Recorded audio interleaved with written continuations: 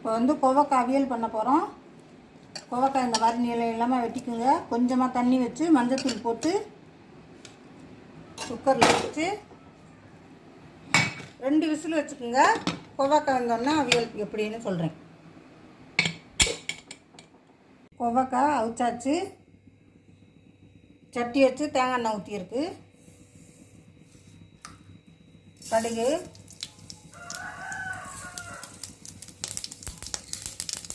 உளுந்து,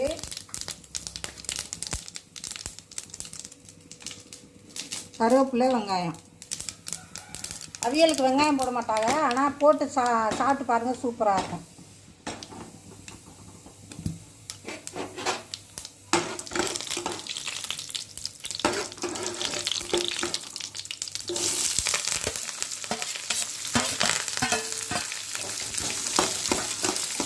வெங்காயம் நல்லா வதங்க ஊற்றி கோவக்காயை போட்டணும்.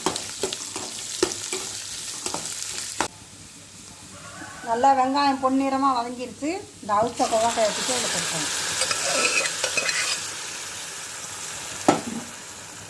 இதில் வந்து பச்சை மிளகா, தேங்காய், சீரகம் 3 அரைச்சிருக்கு.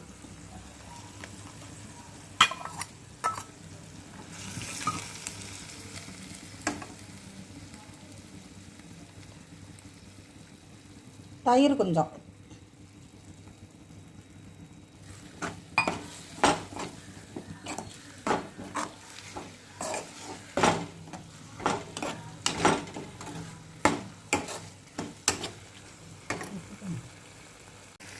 தேவையான அளவு உப்பு.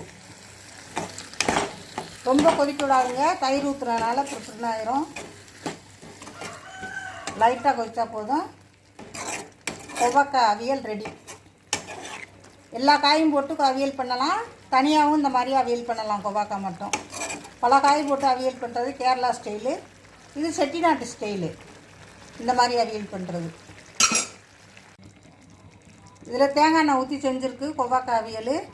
செட்டிநாட்டு கோவக்காய் அவியல் செஞ்சாச்சு. பெரியம்மா சமையல் நெடுங்குடிக்கு ஆதரவு கொடுங்க. நன்றி, வணக்கம்.